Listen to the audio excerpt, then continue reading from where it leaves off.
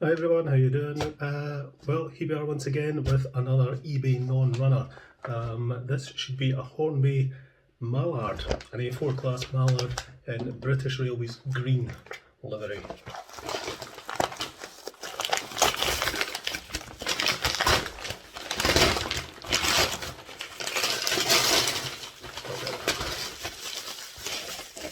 Certainly a little bit better package than the class 29 I got recently. Okay, just about there.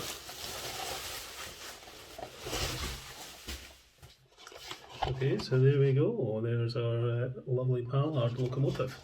Let's see if we can get this open. Here we are. This will be the tender driven one. So I'm kind of guessing that problem may be, oh, there's a buffer loose.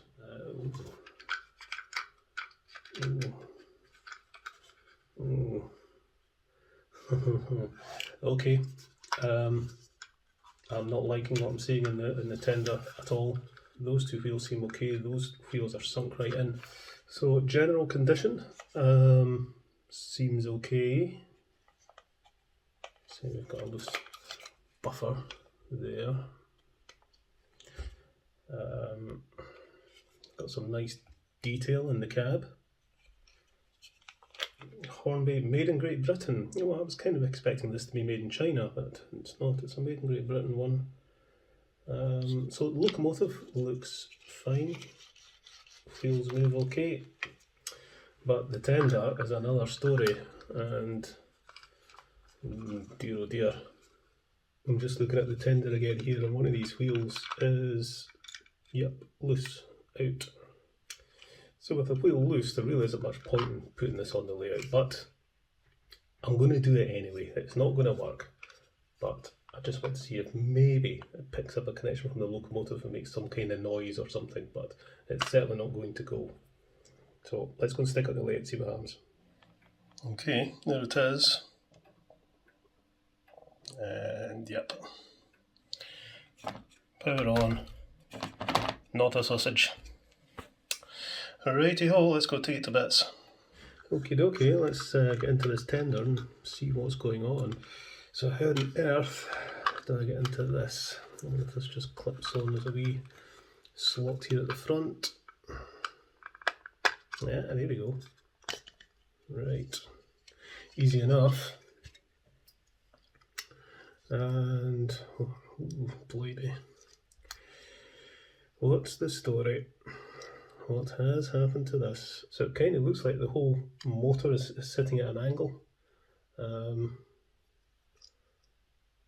Yeah, it is. I can see that it should be down a bit. Oh, alright, okay. It's just all come apart. So at least now I've got the motor out, I can, oh, that's interesting.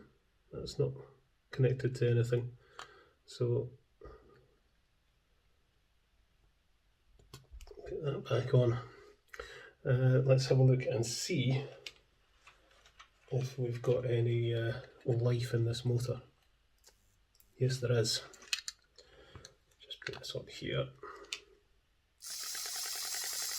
So the motor runs fine. It's not the greatest design in the world. Basically, just to explain what's going on here, there's two little lugs on the end of the motor here. You can just see them there. And they're metal, so that's fine, but they clip into these little holes. There's a little hole in there and a little hole in there. See it there? And basically the plastic's just a bit worn away, so it's not clipping in properly. So I think what I'm going to do is drill a couple of holes through the underframe here, the plastic underframe, and right into the metal casing of the motor, and put a little tap a thread, and put a couple of little screws in, just to keep that motor fixed to the underframe. Let's just have a look to see if there is any problem with the pickup from the locomotive. Nope, nothing. Ah, there we go. Right, So this is different than the Flying Scotsman I worked on, the tender-driven Flying Scotsman.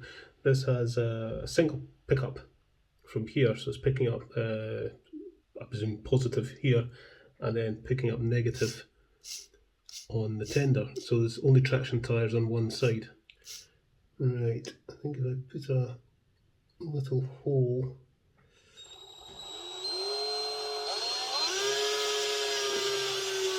Right. I'm going to have to go and charge my drill, as ever. I hate cordless drills. Right, but that, I think, has given me a hole through the underframe and has put a little mark where I can drill down deep enough to take this tiny little screw. And once I've drilled the hole, I'll use this little tapper to put a little bit of a thread in the hole just to accept the screw. But I'm going to have to charge my drill. I've actually got another battery on charge right now, so we'll just have to wait a wee while for that. Meantime, I think we'll have a look inside this motor just to see what the condition is, give things a bit of a clean. We'll move this capacitor. I don't know if you can see there, but the capacitors, that really should be on the outside. So we shall take the gears out because we're going to give them a file down.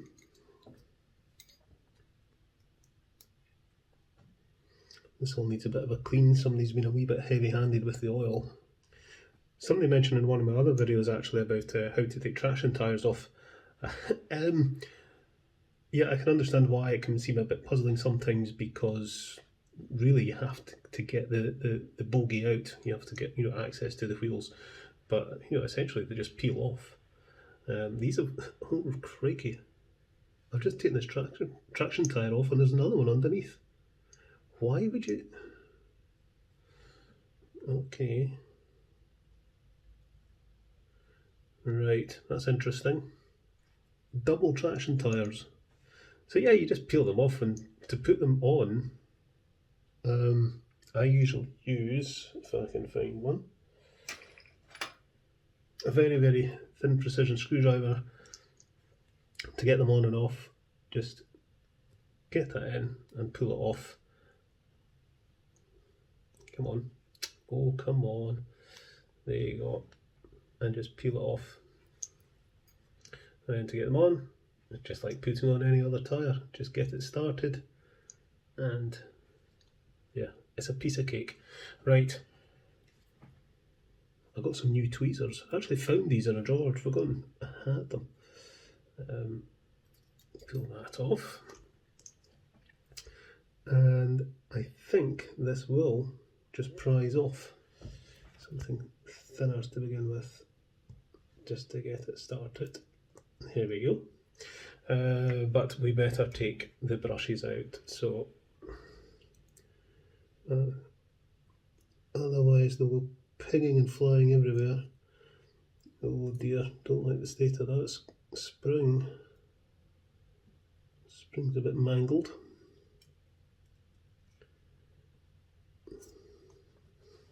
Turn this round so you can see.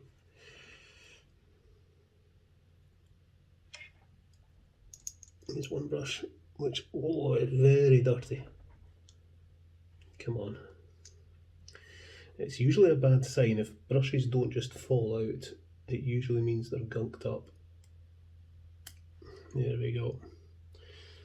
These are absolutely black. Don't know if you can see, but they're really bad. So these are going to go into, where is it? Cleaning solution.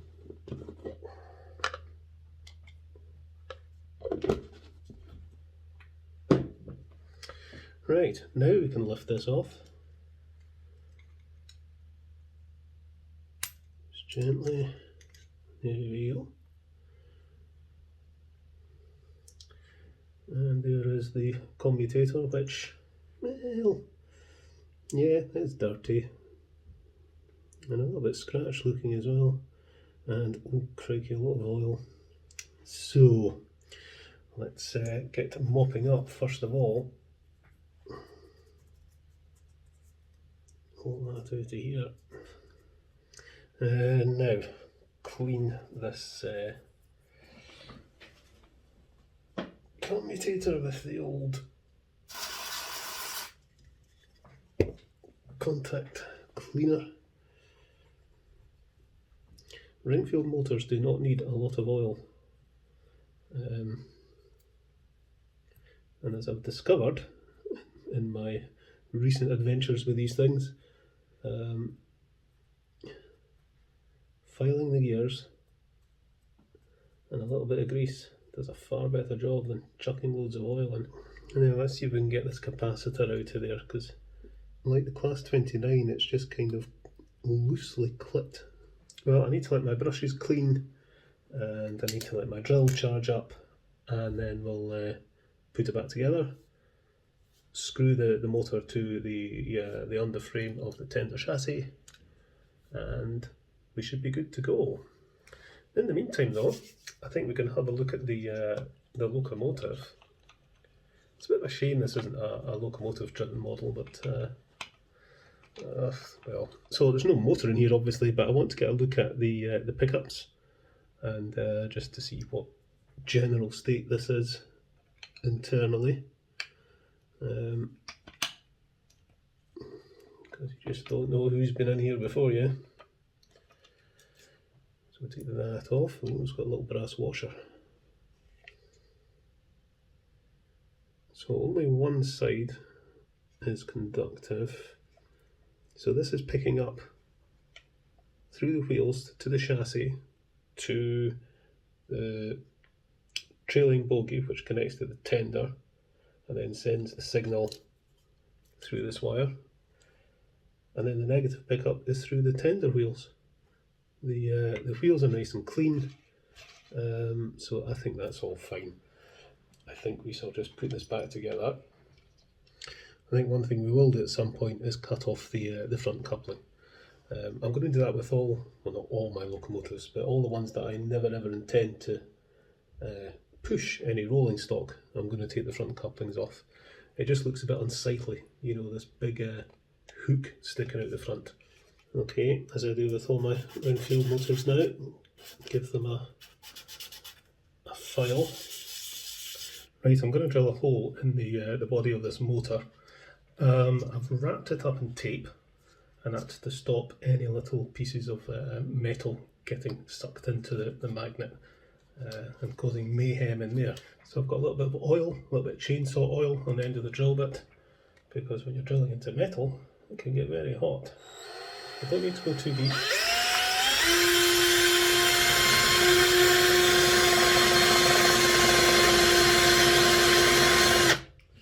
Right, I think that's deep enough. Let's put a little bit of a thread on the hole.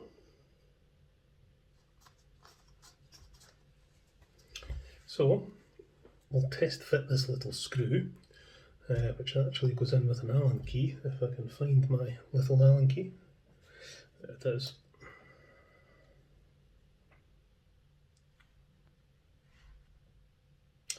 Yep, I think that'll do it. Just before we put all this back together properly, let's just make sure. So that clips in there. So if all goes according to plan, this will go through the underframe and into the body of the motor and keep it in place. There we go, that has screwed in, and that is now nice and secure. So that solved that problem. Right, we shall take this back out and then we'll put it back together.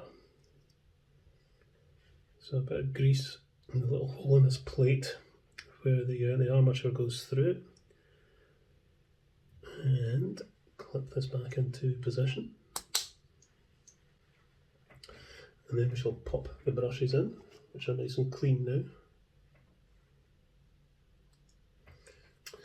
And the little springs. Just hold them in with your fingertip and then hold them in.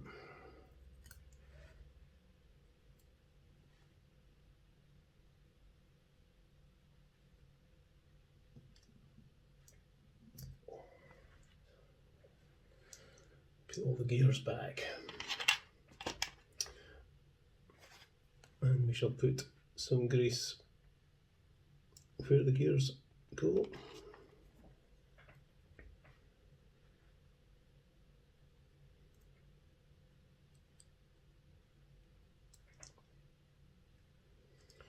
One there.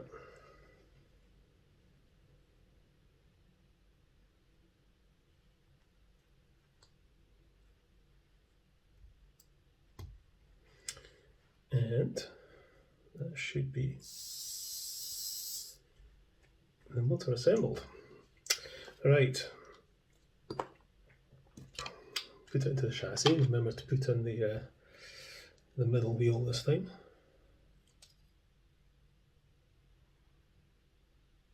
Don't want to over tighten that. And then pop on tender body.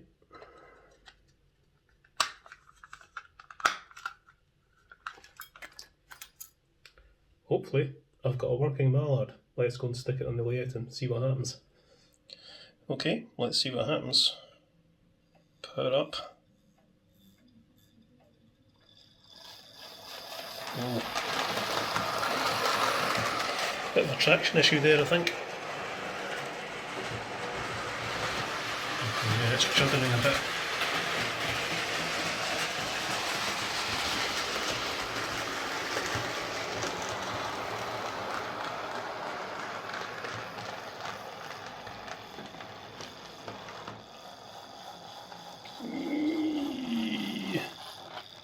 Struggling a bit with traction. Okay, so I think I've solved the worst of the traction issue by bending the linkage bar between the locomotive and the tender down a bit, just to make sure that the full weight of the tender is sitting on the track. And it does seem to go. However, as you'll see in a minute, it's not running very well. It's very, very lumpy. And you can see that the LED on the controller is flickering. So I think I need to take the tender apart again and do some diagnostics, see if I can figure out why that is running so lumpy. It could well be a mechanical issue. It could be something to do with the wheels. I don't think it's anything to do with the locomotive. It seems quite free running, so I think the problem is in the tender. You're probably wondering, what the hell am I doing?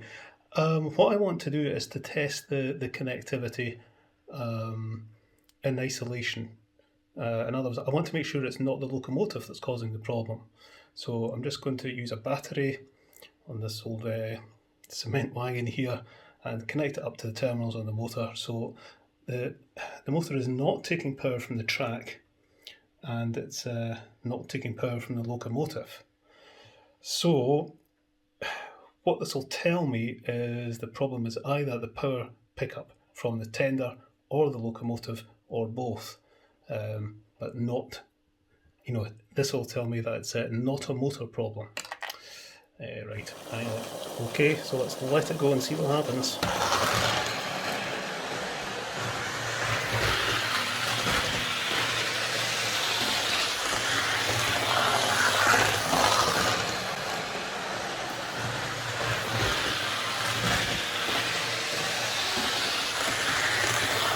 Well, it certainly goes in that direction. Okay, I just want to swap the polarity over and see what happens in reverse.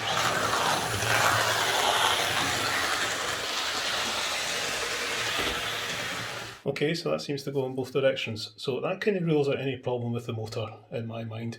So now I've got to look at the connectivity from the bogie wheels and also from the locomotive. So I'm going to have a look at the axles here just to see if there's any excess oil, or grease or dirt. These wheels do come off ridiculously easy.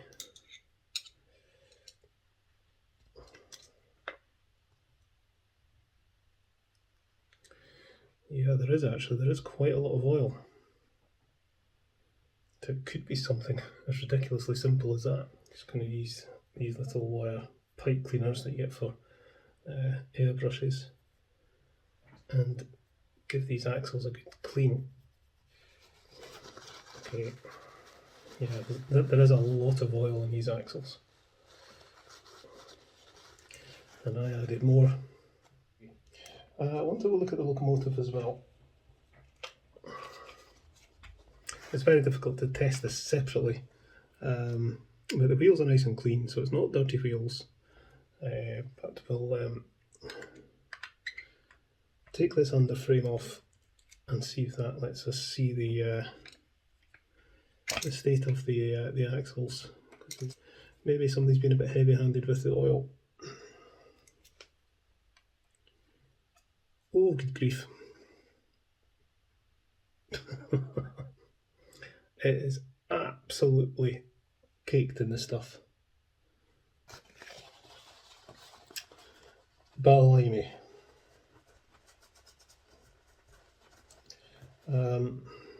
I understand this has to be well lubricated, but when you're picking up power from the wheel to the axle to the chassis, you don't want that much oil. That could well be the problem. It is. You won't be able to see this probably, but it's absolutely sodden.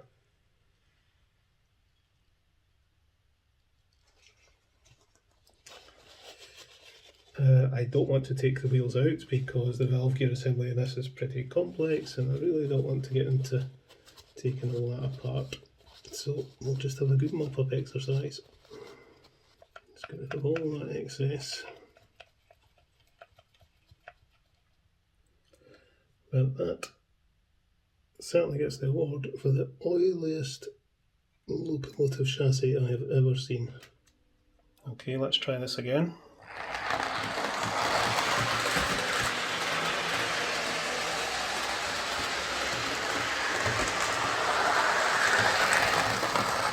That's all it was, too much oil. Right, let's hook this up to some coaches and see what happens then.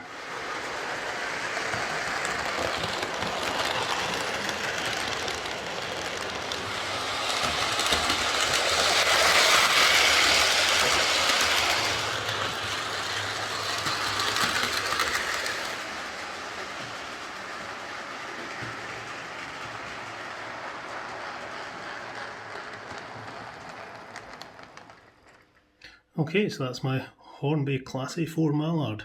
Quite a nice thing now that it's going okay, but yeah, that tender gave me a lot of problems. But hidden away in that locomotive was the most oil I've ever seen in any model locomotive. Right, okay then, catch you later folks.